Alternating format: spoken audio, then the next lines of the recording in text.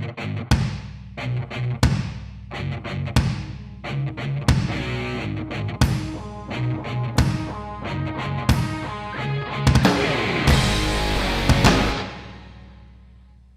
welcome back to the Messy Podcast, a podcast about the messiness of life and the transforming power of the gospel.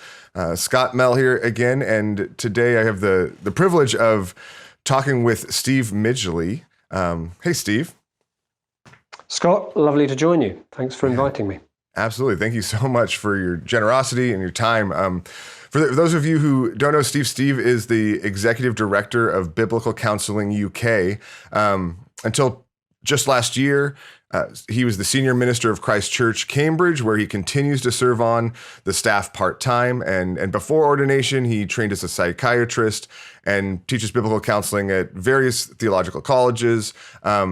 He's on the board of CCEF and on the Council of the Biblical Counseling Coalition. Married to Beth. They have 3 adult children. And we had the privilege of sharing a car ride just a few months ago, which is, I think, the first time we met. But was super encouraged by our time there, and I'm really encouraged by the opportunity to get to talk with you today. So thanks again, Steve. Thank you, Scott. Thanks. So today we're going to be talking about mental health and mental illness. And Steve, that's probably about the broadest term we could use for the struggles and dynamics people use, but it's a term that is in increasing popularity. Do you see it? I mean, I feel like it's at least here in the US, it's like the go-to concept or go-to verbiage for personal struggles in our broader culture. Is that similar in the UK, or how is it that you kind of came to decide that mental health was the concept and word that you wanted to use in your writing? I think it is the same in the UK as you've just described, and so I think using this language is the language of our culture at the moment. It is it is the way that people are describing these experiences in terms of their mental health. So it just it's the right way to help people understand the territory you're in. But you're right, there are all sorts of questions about what is this thing. And I mean, I often quote sort of World Health Organization sort of definitions, because those are quite interesting. I mean, here's one. Mental health is a state of mental well-being that enables people to cope with the stresses of life, realize their abilities, learn well, and work well, and contribute to their community. I mean, it's very broad. It's a sort of state of sort of functioning well. And if you track back in time and go back to some historical definitions of mental health and mental illness, then some of the definitions of mental illness include phrases like, somebody managing not to be a nuisance. Which is really striking when you start to think, okay, so these definitions are quite kind of culturally defined. Who is a nuisance? Who decides who a nuisance is? Now, I know those are historical definitions, but to some extent, some of the same issues apply contemporaneously. That's so interesting. And I mean, I think that's one of the things I feel like we continue to wrestle with, right? Is that mental health is usually described in, at least in some sense, in concepts of normality and abnormality. Yeah. But what we consider normal, or what we consider a nuisance, right, continues to shift and ebb and flow throughout the years. And the boundary between normal and abnormal. Yeah. Because when we, I mean, because we use diagnostic labels and their association with other diagnostic labels in the area of physical health, we tend to think that these have a very sharp edge. Now, in fact, when you stop and think about it, there are some physical illnesses that don't have a sharp edge. You know, when has somebody got hypertension? When have they got high blood pressure? Well, I mean, you know, somebody puts an arbitrary line and says this is hypertension and that isn't. But there are other, you know, when have you got meningitis? Well, that's pretty clear. You know, you either have got meningitis or you haven't. When you come to psychiatric diagnoses, it seems to me that the idea of spectrums and, you know, a slightly more arbitrary dividing line between normal and abnormal is much more common. Okay, so I'd like to get into that, and maybe we'll talk in a second about the relationship between mental health and spiritual health and things like that. But maybe first, why don't we talk about some of these diagnoses? Because I think mental health is really conceptualized in our world through either the existence or absence of particularly mental health diagnoses or mental illness diagnoses. How should we think, from your perspective, how should we think about mental health diagnoses, mental illness diagnoses as Christians? So you talked about a little bit about a spectrum, right? But I think, even bigger than that, what are these things and how do we consider them? I think, Scott, I mean, in certain sort of Christian circles, there is a huge kind of resistance to some of the use of diagnostic labels, and almost a great sort of fearfulness of them. I tend to think that we need both to see some positives, as well as being aware of some potential dangers. I think that the positives of diagnostic labels are that they capture some things that often go together. Certain features of human struggles that are often in a kind of package together, as it were. And their value then is, firstly, that it alerts you to some of the other things that someone might be struggling with, that you can then ask questions about and explore with them that you might not have thought to if you'd not sort of had in mind some of the features of a particular diagnosis. They also, I think, give people who are often struggling in really profound ways a sense that somebody has some sort of understanding of this. There is, you know, there has been an attempt to make sense of it. But by the giving of a label and of a name, I'm left feeling I'm not quite so alone. Somebody has noticed this before, which can itself be a real comfort in what are often incredibly alienating experiences. So all of those, I want to say, you know, there are some really useful things about the use of diagnostic categories. On the other hand, I think we've talked about the idea of kind of spectrums and the ill-defined nature of normality and abnormality, and I think that is quite important. We could come back to that. But I think the other thing to be alert to is the way in which the acquiring a diagnosis, and therefore by definition sort of acquiring the kind of the patient status, brings with it some measure of a sense of passivity. I now have an it, that my problem has been kind of identified as this sort of slightly sort of separate from me thing, and it's out of my control. You know, I don't try and cure my own meningitis. Somebody else needs to do something, by and large, to deal with my cardiovascular disease. I may be able to do some little things and sort of exercise and eat properly, but you know, if I've got blockages in my arteries, somebody's going to have to do something to me. And in as much as that psychiatric diagnosis can bring some of that same mentality, I lose some of my capacity to think I can try and do something here.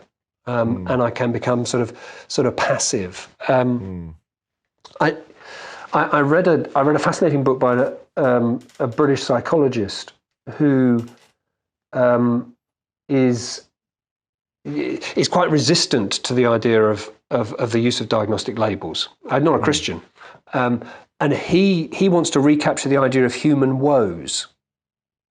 This is a woe that we experience, and I can try and therefore understand it and confront it as a woe in my life, rather than an object that has to be passively accepted.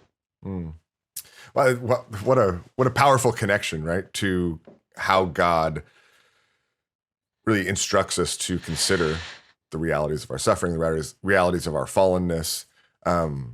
It's interesting as you're talking about how we think about, conceptualize the benefits, the drawbacks. It seems to me like one of the tension points is that we really want to oversimplify the experience, right? We want to know what it is. We want an it to exist because that makes it simpler. It at least helps us, understand it. It makes, maybe even gives us hope for a simple or simplistic solution or remedy for it. And I think we do that in a couple of different directions, right? We either want to make mental health synonymous with physical health, right? So if I have a mental health problem, there must be a simple or basic or kind of fundamental physiological cause for that.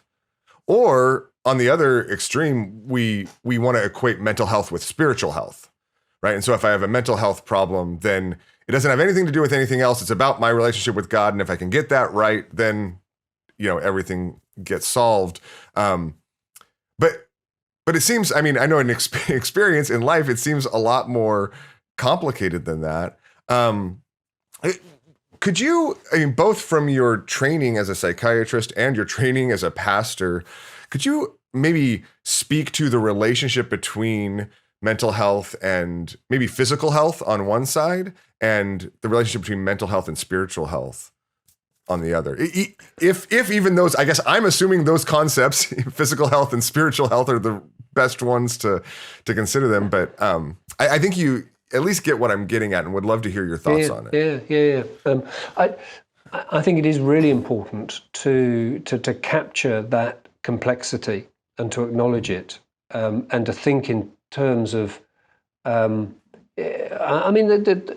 mental health world themselves, will often speak of multifactorial components to the problems that people develop, and I think that's a right way to approach it. That so often when I'm either teaching in this area, or indeed if I'm sat with somebody who is struggling, I will often draw what I think has become quite a well known kind of pictorial model, certainly within the biblical counselling world, of kind of nested circles with a sort of a heart in the middle, and then a circle representing our body, and then another circle representing our circumstances. More recently I've started drawing the heart with a dotted line, just to emphasize that we mustn't lose sight of the fact that we are whole people. We haven't really got two separate parts. The Bible speaks about the inner person and the outer person, and it speaks about the outer person wasting away in that sort of in that 1 Corinthians, I think it's 1 Corinthians 15, isn't it, if I remember rightly, the outer person wasting away, I can't remember now, and the inner person being renewed. So the Bible does use that language, but at the end of the day, there's one of us. There's just me, and I need to not think that these two are completely and utterly separable. But I think the value of a diagram like that is it says, when I run into some sort of struggle or suffering, everything is at play. There is a set of circumstances that I'm living in. They may be lovely circumstances that may be helping me be resistant, or they may be very difficult circumstances which are contributing to my struggle. I've got a body which may be either being impacted by the tough things or the suffering that I'm enduring, the mental illness that is happening, or it may be that in some ways my physical frame and my efforts to stay fit and healthy physically are contributing to reducing the level of my struggle. And then there's the inner person, the heart, what the Bible, the Bible's commonest way of describing the real me, which is interacting with the Lord, which is taking decisions, which is feeling and thinking, and that too is operating in every experience.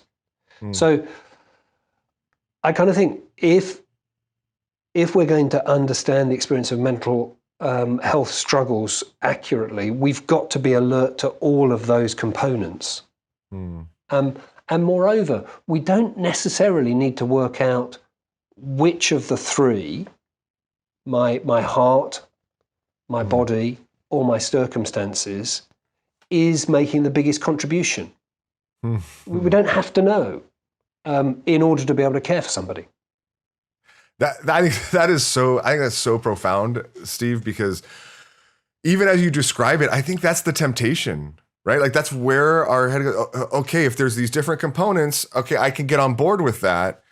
But in order to move forward, I need to know what the percentages are, right? I mean, I feel that temptation, even in ministering to others. Like I need to know what, how the breakdown falls out before I can step in. And why, I guess maybe before we move on, why isn't that the case? Like why can we move forward without kind of knowing omnisciently how all the different factors that are contributing? I guess because we wouldn't do it in any other area. If this evening I sort of develop renal failure and I get rushed off to hospital and put on dialysis, and it's a major crisis, people from my church, I trust, will come and they'll pray with me, and they might read some scripture, and in other words, they will tend to my heart and to my relationship with the Lord, and I'll be very grateful for that. Of course we'd do that. It'd be obvious. We wouldn't ignore the heart because, well, it's only your body that's wrong.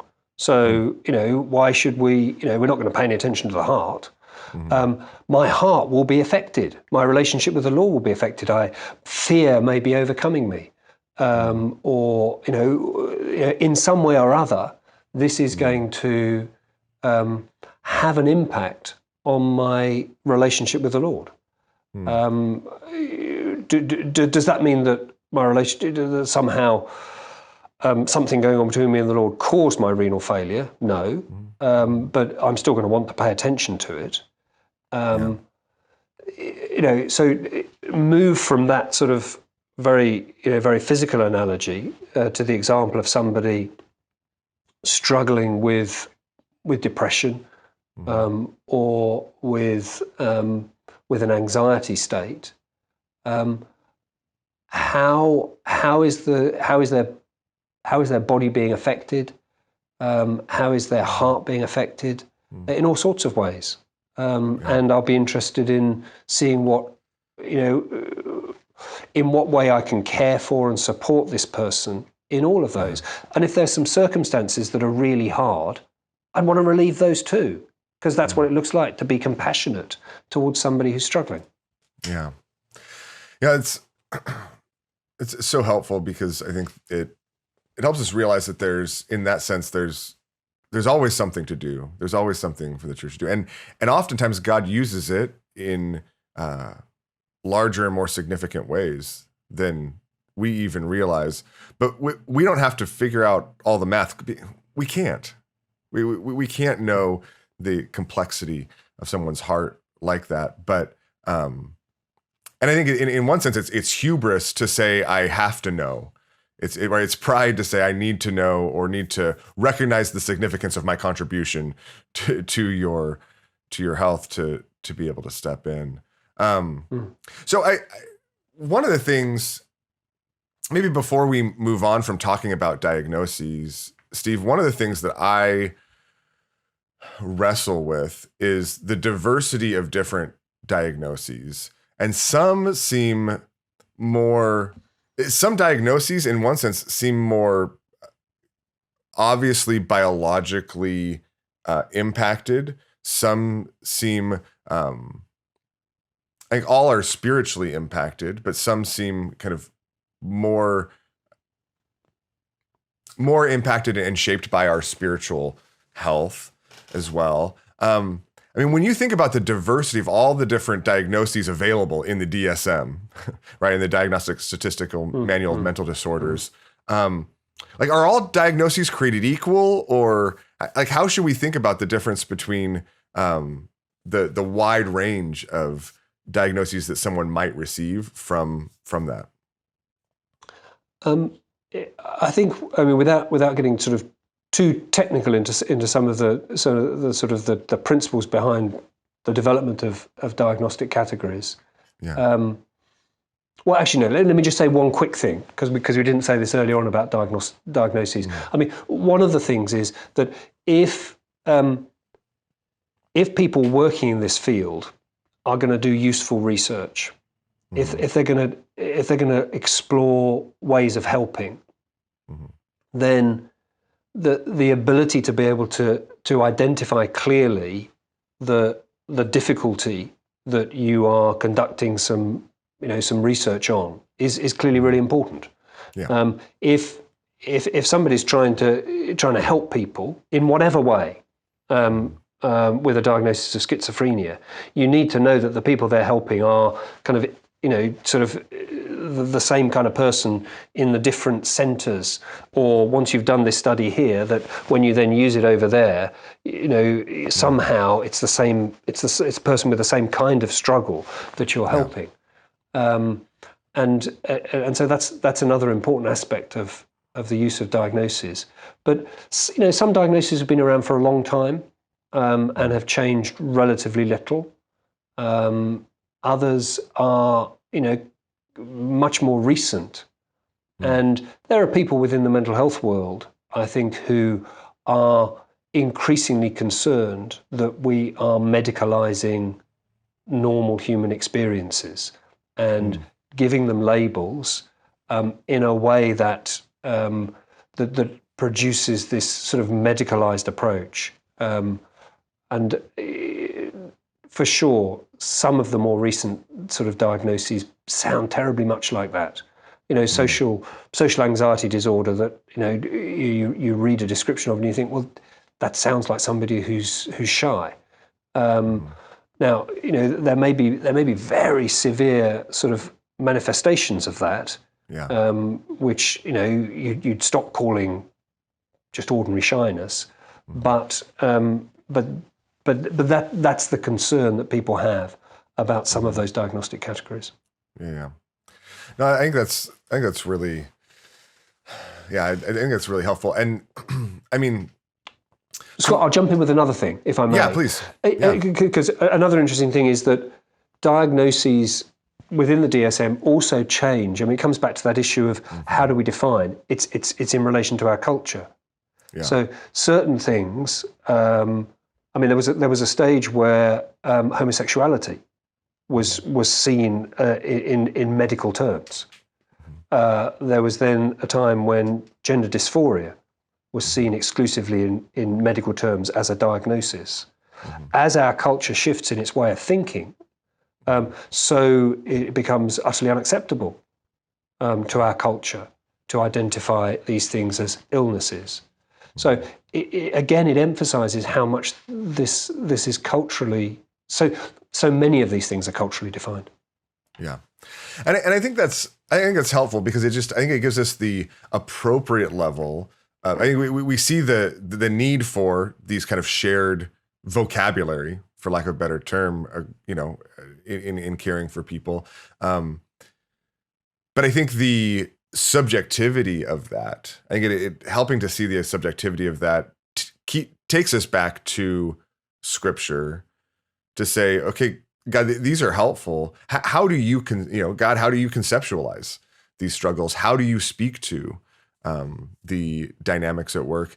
And how do we meet people in the midst of the complexity of their physiological suffering, of their circumstantial suffering, of the dynamics and fallenness of their heart, and how that all kind of comes together? And so I know there's a lot more we could talk about this. Actually, I'm super thankful for how you kind of navigate this in your book that came out this year, Mental Health and Your Church. I think that's really helpful, and we can't get into all of that in just a few minutes. But I actually want to shift, because we could talk about this kind of theoretically for hours and hours and hours. But I want to talk maybe more specifically about how people in the church, whether they're biblical counselors, trained biblical counselors, trained even therapists or psychologists, or just like a small group leader or a friend, can step into and meet people in the midst of their mental health struggles with the love and care of Christ in a way that's powerful and transformative. And so I don't want to just talk about just theoretically. I want to dive into that. And in your book, one of the things that I thought was really helpful, actually, it gave me some words to grab onto that I felt were really encouraging, even in my own ministry. But you say that when those around us are struggling with mental health, doing nothing isn't an option, but neither is doing everything. Right? We can't do nothing, but we also need to remember that we can't do everything. Can you expound on that or explain what you mean by that? Because I found it really helpful.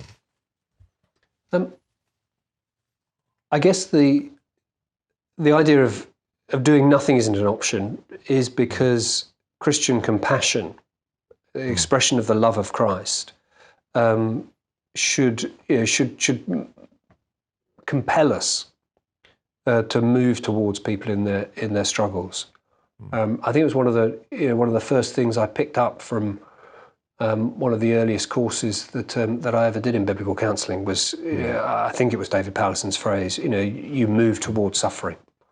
And I found that such a powerful kind of, obvious rule of thumb.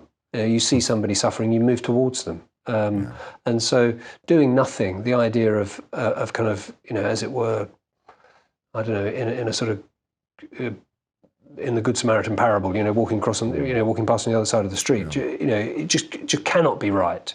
Now, I think there are various reasons why people are tempted to do that, and I think some of it is fear of the unknown, some of it is fear of doing harm, fear of saying the wrong thing, and it's important to acknowledge those fears and try and help people with them.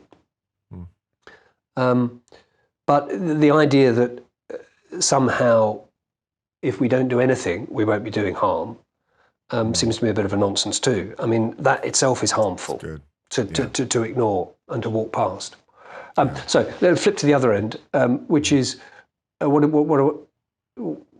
is meant by saying we can't do everything, is a basic acknowledgement of humility, to say that there are going to be things that we don't know about the person, and about their circumstances, and about the particular struggle that they're having. Chances are there'll be many struggles in this field that we've had no experience to previously, and therefore we need to recognise our limitations, know the boundaries of our expertise and experience, and recruit others where needed. I just, and that's what I think I find so helpful, Steve, is it's a reminder of the limitations of all of us. I think we step into the more complex a situation is, we step into it and feel the pressure of really the kind of self-imposed pressure of really being God. We want to know everything and be able to do everything, but that's not the call, right? The call is compassion, right? The call is care to the extent that we have the power to offer it, and trusting that there's all sorts of bigger things going on, that God is at work in bigger ways beyond us. And I think, to your point, it also does. It makes us not afraid to reach out for help in various directions. Yeah, which I think also brings in the other area. Part of what we mean by saying we can't do everything is to acknowledge that, one of the beauties of being part of a church family is that you have a community to care, and some of these struggles are so long term and so complex that actually you do need really quite a significant number of people to come around and to be a part of over many years somebody struggling. And so the phrase "you can't do everything" it can be addressed personally. I don't need to be the only person offering help here. I mustn't be. Absolutely. It's so interesting as you say that, and I know one of the things we share is that just deep conviction in God's design for the local church to be the place of long-term care and discipleship and all these. And I oftentimes hear from people, that struggle seems, whether it's in themselves or in someone else, that struggle seems so significant or so intense, they need more help. They need an expert. They need somebody who knows more. And in one sense, there can be some truth to that. That can be a helpful tool. But I think it would be helpful for us to see that with severity comes not just the need for expertise, but with severity comes the need for a larger community, right? Yeah. For those to come around, and that's what God's designed the church to be. To walk with us long term through these long-term struggles, through the ups and downs of them, with consistent and broad and diverse care that is actually, I think, bigger than any government agency or healthcare program could ever design. Absolutely, and I think increasingly, again, obviously I'm much more familiar with the mental health sort of service provision in the UK.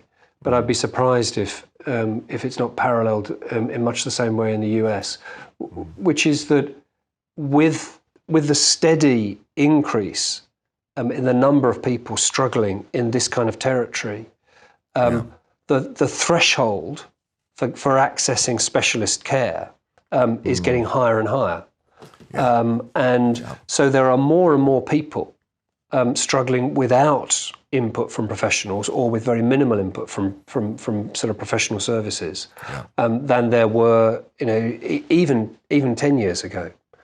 And the opportunity for the church to say, we can do something here. We have a community of people who we may have some experts, but we may have no experts, but we have got lots of people who know how to love, know how to care, know how to do practical things alongside folk who are struggling.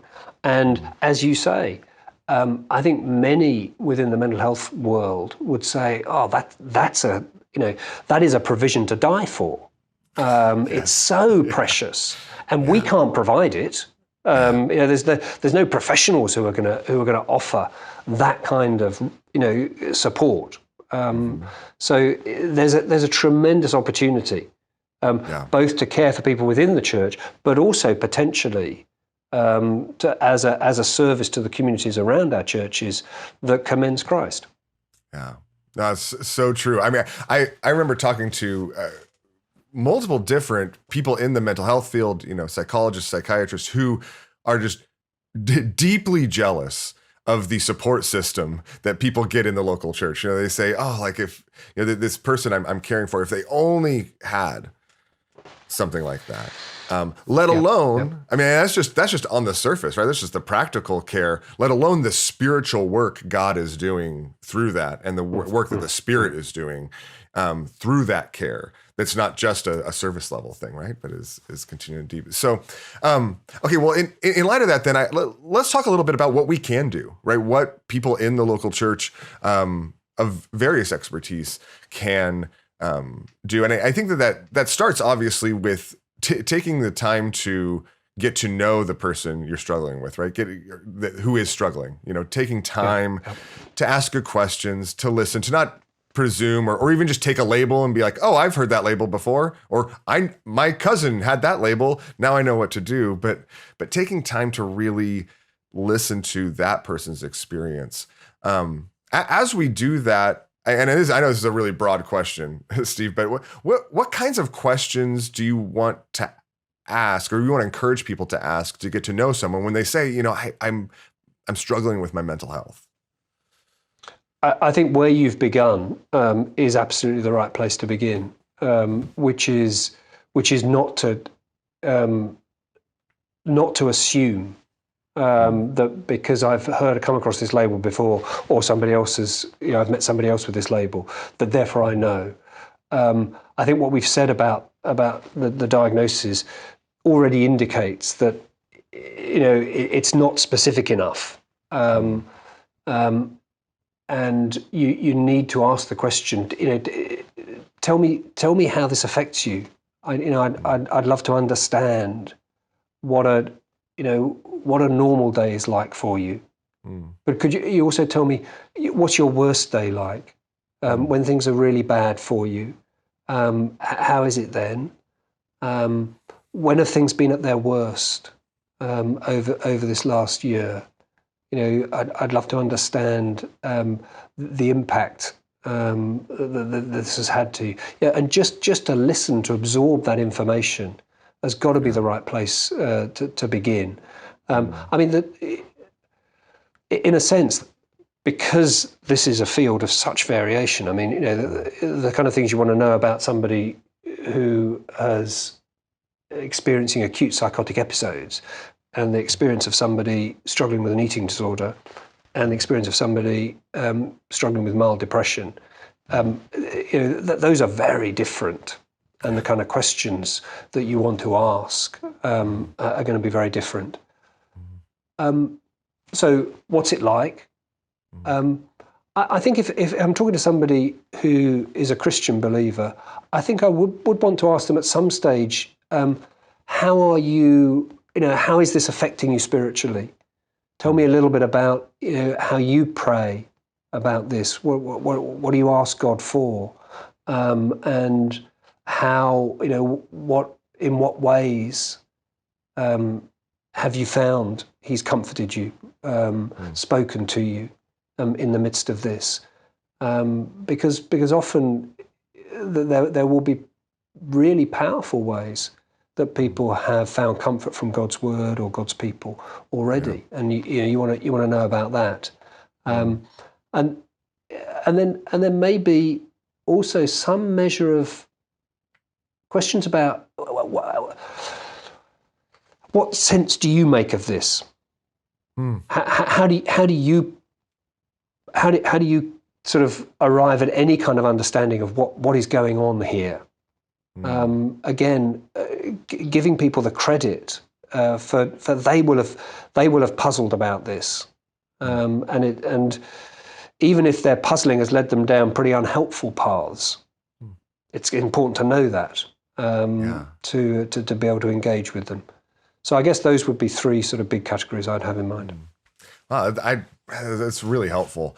A couple of things stand out to me about that. One is, that last question, you're asking questions of interpretation, right? You're giving them the credit that they're going to be wrestling with this. So I need to do more than just ask about your experience, right? But help find the pathways into your heart, the deep desires, or maybe the deep fears that are connected to whatever it is they're struggling with. Yeah. And also I think similarly with the spiritual, kind of the spiritually connected questions, you're also giving them credit for, you're not assuming we're starting with a blank slate, right? You're not assuming that you haven't thought about God or prayed about this or engaged in his word at all. And that allows you to help meet them where they're at, maybe with some affirmation, maybe with some encouragement, maybe with some reminders, and maybe with some instruction of things that they haven't thought of or places they haven't thought to go. But all of a sudden now you're, whatever you do offer is now informed personally, and not just a cookie cutter. Yeah, I remember years ago, a woman in our church family who was a lovely, godly woman, and who I loved and cared about very deeply. And she had throughout her entire adult life, she had some of the most profound episodes of depression. When she moved from being really well, a bright, bubbly, kind of delightfully engaging, gregarious person, plunging into some of the deepest, darkest depressions that I think I've ever known. And invariably, when one of those struck, and she would come and we would talk together, one of the questions she was asking me was, help me to work out how I can grow as a believer in the midst of this. Help me to see what God would have me know more clearly about him. Those were the questions she came asking, because she was a profoundly godly person in the midst of it. She was working hard to try and make sense of what God was doing. Yeah, that's so powerful, and I think not only is it a powerful example, it's also instructive in how badly we can be missing it if we enter in kind of just with one idea that we're just going to apply, right? Like, oh, if you're feeling that way, you must not be trusting God, so we're just going to talk about that or whatever. We can. There may be aspects of that at work, but to come in kind of before we've understood where they're actually at or how they're wrestling, becomes really obvious we're going to miss a lot of that. Yeah. So I want to talk about, we've talked about a little bit already about how both suffering, the things outside of us in the world, in our bodies, impacts and shapes mental health struggles, and how the heart contributes. Let's zoom in on that a little bit. Let's maybe starting with suffering. Can you maybe summarize how you see suffering, maybe circumstances outside of us, maybe our bodies contribute to mental health struggles, and then maybe more profoundly, how the gospel gives hope in the midst of suffering? Like when the things that are contributing to our mental health struggles are outside of our control, how does Scripture give us hope in the midst of that? I'm just flicking through my Bible here because I just wanted to make sure I get the right reference for something. A colleague of mine. So let's think about the body for a minute. Mm-hmm. A colleague of mine used what I thought was a really beautiful illustration that made lots of sense. And I can't believe I'm not going to be able to spot it now. Don't present your bodies as instruments of righteousness. There it is. Romans 6:13. Do not offer any part of yourself to sin as an instrument of wickedness, but rather offer yourselves to God as those who've been brought from death to life. Now, I'm reading the NIV. In the ESV, it says, do not present your members as instruments of wickedness, rather present your members as instruments of righteousness. Anyway, so you get the idea. The instrument language is really interesting, isn't it? And what my colleague did was he said, you don't need to be a musician to get that kind of to get the analogy of saying that a musician and their instrument together make music. And if you've got an instrument that is in some way faulty or out of tune or damaged, then you can be a really marvelous musician, and you're still going to struggle to make good music. Yeah. And the difficulty is in the instrument. Moreover, even a really good musician, put them in try and get them to play a piano that's out of tune, and their playing's pretty soon going to go downhill because they're struggling, and even their playing begins to impact. Now, I think it's a really helpful illustration. It doesn't answer the question, where's the cause. Yeah. It goes on saying, my heart can be at work, my body, there can be one person with a sort of a minor heart struggle, as it were, but in a physical framework that is, for whatever reason, really prone to develop profound anxiety. Yeah. And there can be another person with a much bigger heart issue, but in some sort of a physiological body that doesn't do much anxiety. And so we've got to be really careful before we make judgments about who has the bigger difficulty, and this person is experiencing this terrible anxiety because they haven't got enough faith, etc., etc. Yeah. We've got to really be wary of that. I think. Yeah, absolutely. I think that is a really helpful illustration.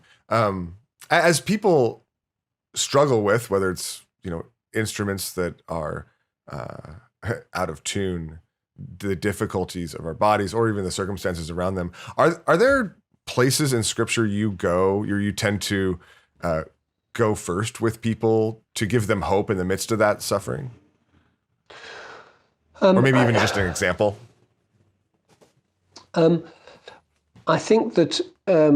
I'll give you one example that just immediately pops into my head because we've just been talking about anxiety, and Luke 6 is just so. Luke 12 is so rich in speaking into that experience of anxiety, and Jesus' teaching there. It's just brilliant. The mixture of comfort. God feeds the birds. How much more precious are you? Yeah. God clothes the lilies of the field. How much more precious are you? So he's got these lovely sort of elements of encouragement and comfort to us in our fear. And then tucked in between those two examples, he then has that, look, who of you by worrying can add a single hour to your life? Since you can't do this very little thing, why do you worry about the rest? And it's just a glorious little put down. Just recognize your own limitations. Just remember who you are and who you're not. Because one of the sources of anxiety is imagining that you are more capable than you really are. And it gets scary when you imagine you're more capable than you are, or more powerful than you are.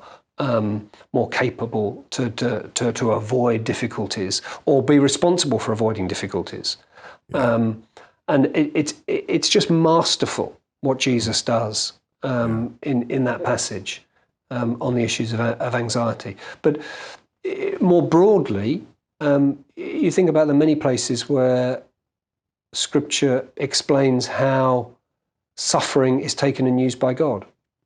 And I think particularly for people whose struggles are long-term and profound, to help them to see that God can be at work in the midst of them, and not simply be waiting for them to go away, as if you can't really do anything useful for the church, you can't do anything useful for God, you can't honour Him in this place of struggle. You've got to get out of it. That's not what Scripture says. It's within the midst of suffering and struggle, just as it was for Christ in the midst of suffering and struggle that salvation was achieved. Absolutely. Absolutely. That's so beautiful.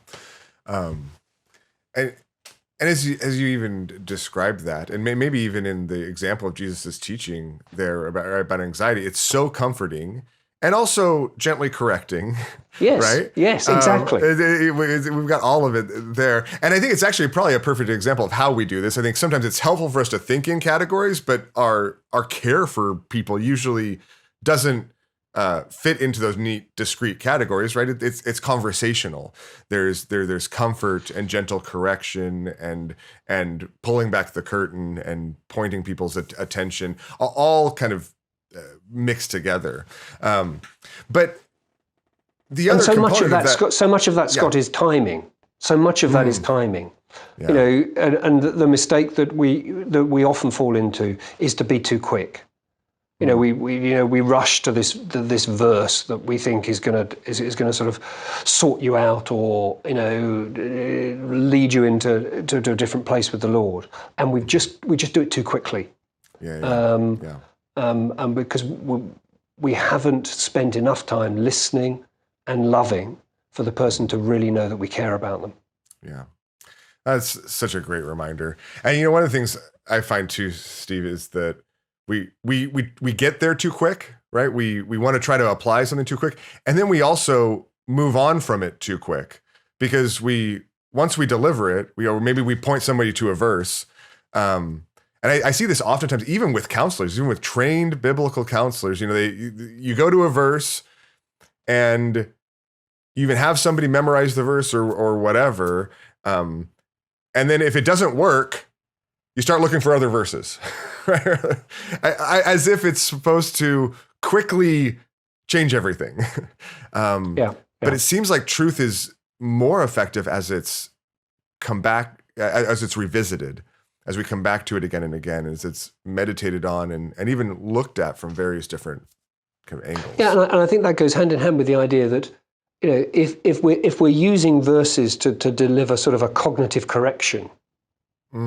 That's very different to saying, this is what God has to say to you. Listen to him, speak to him about it, engage with him about what he wants you to know about himself and about his care for you. That that then becomes relational. We're using the Bible as God intends us to use the Bible, to bring us into a deeper personal knowledge of him. Man, Steve, that's so rich. I think that is so profound, particularly for us as biblical counselors.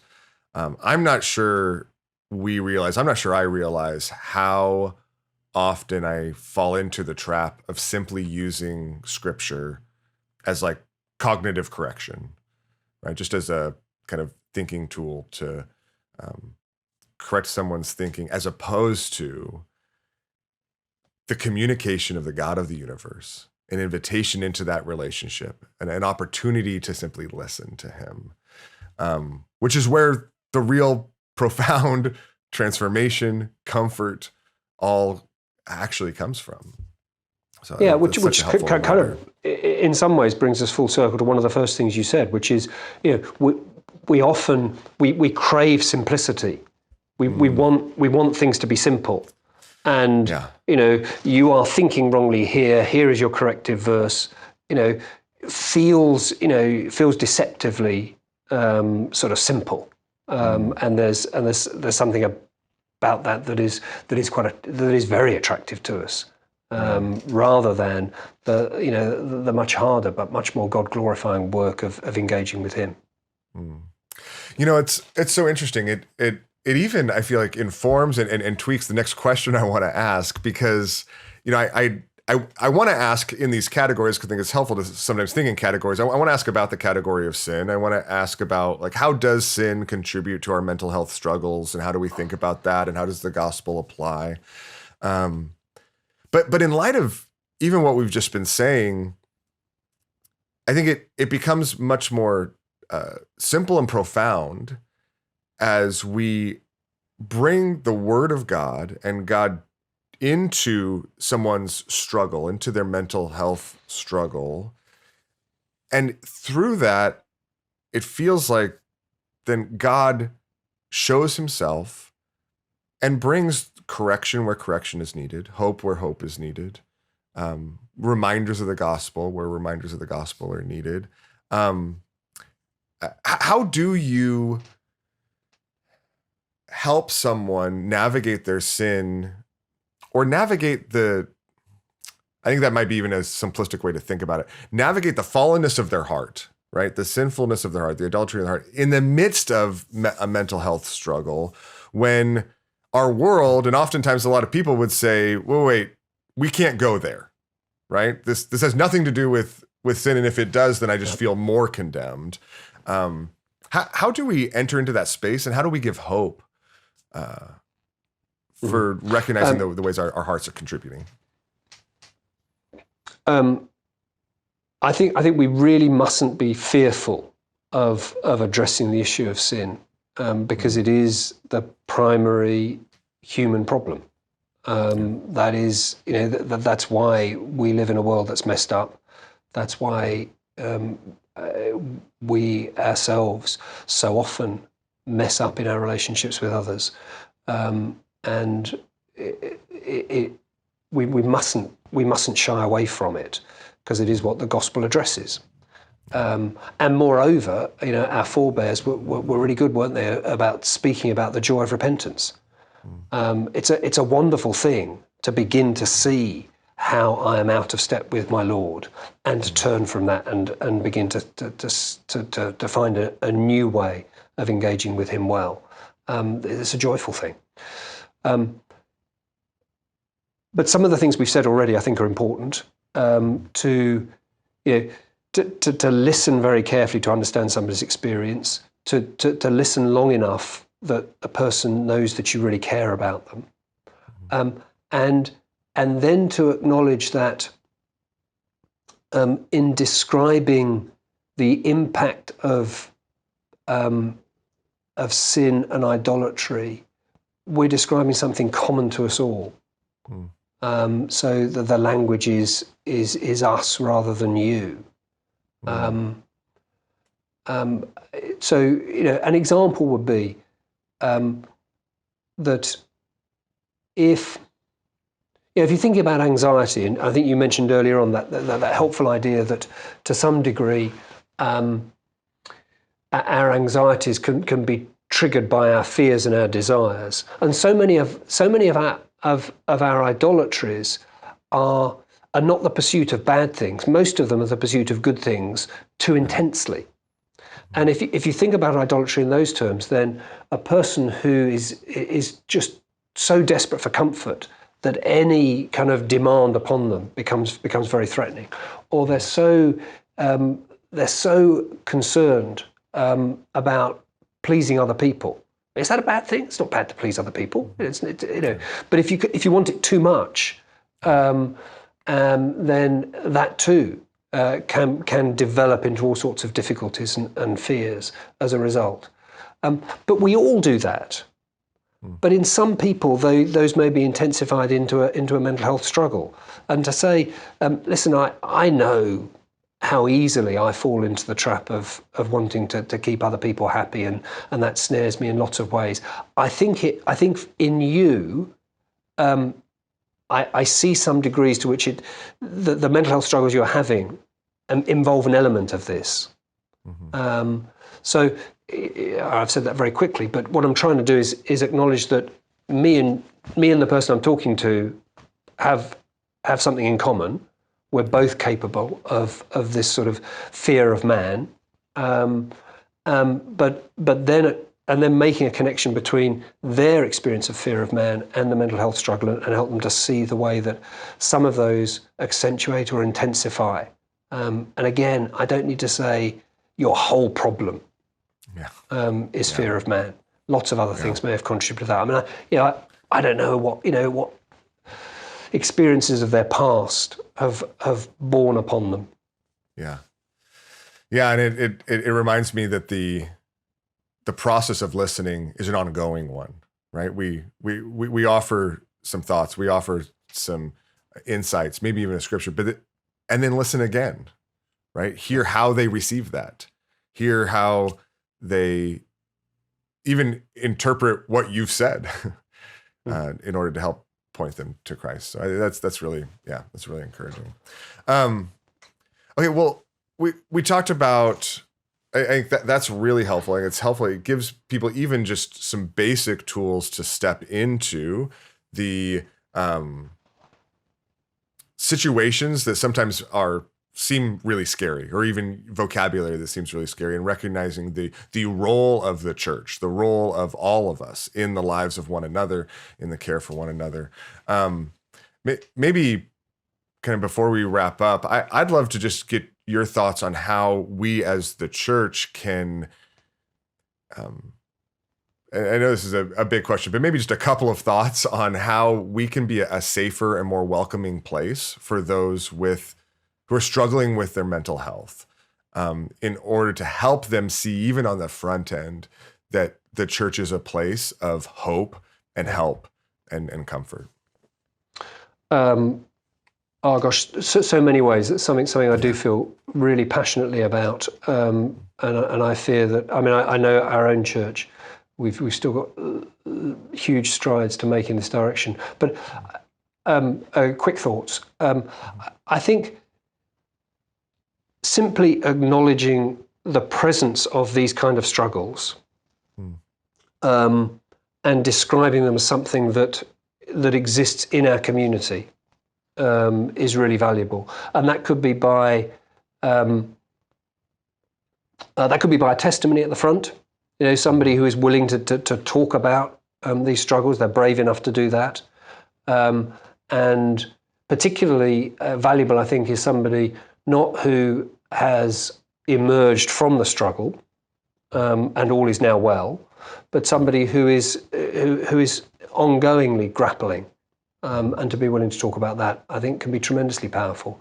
I think in the way that we, when we're gathered together as God's people, someone leading a service or preaching, using illustrations of, for those of us who struggle with addictions, for those of us for whom the snare of gambling has been a devastating impact on our lives. Just to use some of those examples says to the person who is struggling with addiction, oh gosh, are there people in this church with that kind of difficulty? I assumed I was the only one, or I assumed it was it was unacceptable even to think about that kind of struggle. So just naming them as our experiences. The books we have on our bookstall. The little mini booklets maybe that we have, a little display that people can pick up. It all says, this is our community's experience. These things happen here. Individually, it can make a big difference if we just stop pretending to be brilliant and enormously happy all the time. I can't remember where I first heard it. Certainly one of my colleagues talks about the miracle of the church car park. By which she means, you can have a family driving to church and there's been sort of close to outright warfare on the car journey, as people scream at each other and parents are, sort of exasperated with their children. And then, you arrive in the car park, stop the car, open the door, and someone says, how are you? We're great. It's a miracle. How did that happen? Because we're not, so often we're just not willing. When someone asks you how you are, rather than just saying, fine, thanks, how are you, to just give a little bit more information, to acknowledge some area of struggle, because that becomes, what's the word? There becomes a cascade to it, in which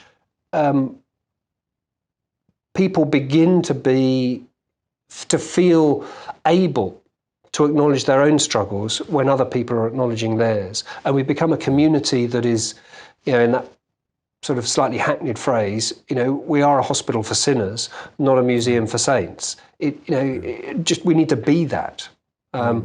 that is helpful at every level spiritually, but it's certainly helpful for people who are struggling in the mental health area. Yeah, absolutely. And I think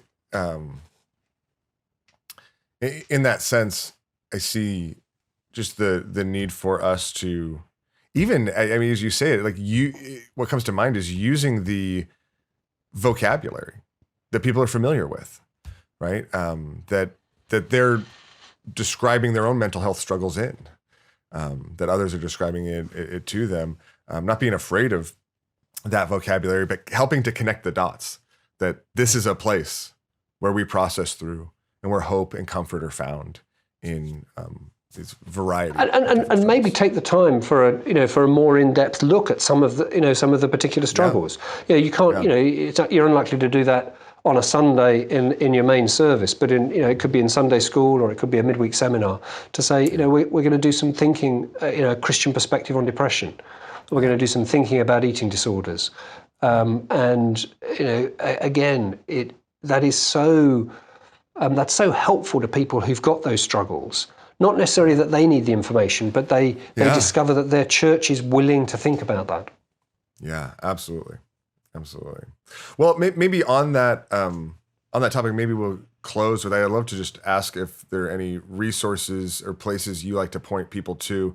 Sometimes when we're talking about a specific struggle, that's easier because there's books on a topic. We're talking about mental health, mental illness, which is hugely broad. But are there any maybe resources or places that you encourage people to look to get equipped? And maybe even specifically for those that just want to grow more in caring for those around them in the church? I think different people, certainly CCEF, produce a whole range of those mini books, which are incredibly helpful, brief engagements with different kind of struggles, and having those available, or getting hold of one to give to somebody with a particular struggle. I think that's often the first place to go. On some of the theoretical stuff that we talked about earlier on, Mike Emlett's book, Descriptions and Prescriptions, I think is masterful in kind of teasing out what we do and don't mean by psychiatric diagnoses, and how to think about the use of psychoactive medications. I think what he's written is really helpful. That in many ways, one of the reasons that Helen and I wrote Mental Health in Your Church is because we thought, gosh, there isn't much on this theme. In that sort of slightly broader way, and that sort of prompted us to think maybe this could be of service to the church. That for those who want to help, I mean, I think some of Ed Welsh's books about kind of approaches to caring relationships, whether it's side by side or caring for one another. Those, they're full of such helpful wisdom for every situation, but they'll be applicable in this area. And I think the last thing that occurs to me is the value of biographies. Whether it's if you can find something written by a Christian struggling with a particular kind of mental health problem, if there's one in particular that you want him to understand. Then that's useful. But even finding a secular writer that has written, I think, can itself also be of help. In particularly for if you're faced with trying to care for somebody with something that feels pretty unusual to you in some way or other, to read somebody else's account of it can help to orientate you, and you not end up feeling sort of quite so so overwhelmed and confused by what's happening. Yeah. Yeah, that's so encouraging. That's an angle I'm not sure I've really thought of much, but it makes so much sense, right? If these are struggles and experiences that are so complex, they can't simply be fit into boxes or diagnoses. Story is so helpful, right? Yes. And God has communicated himself so in so many huge ways, simply through story, because he can't simply be described. Right? And I think as his image bearers, we can't simply be described either. We interact with it in unique and powerful ways through story. So really, really helpful. And I think those resources are great places. I'm reminded again of the blessing of so many of those mini books as well, right? Where somebody can just pick up and just kind of orient themselves, even just convey, oh, somebody else has thought about this. I'm not alone, and or even alone in trying to help one another. So I'm super thankful for that. I'm thankful for your effort in mental health and your church. It's a huge blessing. I think you're absolutely right. There's just very little using this description to help orient people in our current cultural moment. And so I'm thankful for that. And I'm really thankful for your time. Super generous with your time today. Not at all, Steve. Thanks. I really, really appreciate it. So thank Scott, you so it's been much. a pleasure. Yeah, I appreciate that. And any last thoughts you want to, I know it's like the worst question in the world, but anything you were hoping we were going to talk about? Just as only just as you were talking there, what do I hope from the book that Helen and I have written? I hope it just gives people confidence to step towards people who are struggling in this area, and just with a willingness and a desire. I mean, so often people feel desperately compassionate, but they just don't know what to do. And the final section of the book contains lots of sort of chapters where we're trying to say, look, here are some pictures of a church responding really well to somebody with psychotic illness, with somebody with depression, with somebody who is struggling with anxiety. And we were just trying to sort of paint little pen portraits of some of the things that could be going on in our churches, to give us encouragement and confidence that there are things we can do. Absolutely. I said, well, I think it definitely does that. I'm super encouraged by it. And I hope that in a small way, maybe this interview will do something similar, give people the impetus and a little bit of a reminder that they can step into this and be a real blessing in the lives of others as instruments that God uses to his glory and to the good of others. So thanks again. Thanks for the time. Thanks for your wisdom and your dedication to this, Steve. I really appreciate it. Thank you, Scott. Thanks for having me to chat. Absolutely. And thank you all for listening. I hope it was much of an encouragement and blessing to you as it was to me. We will see you next time.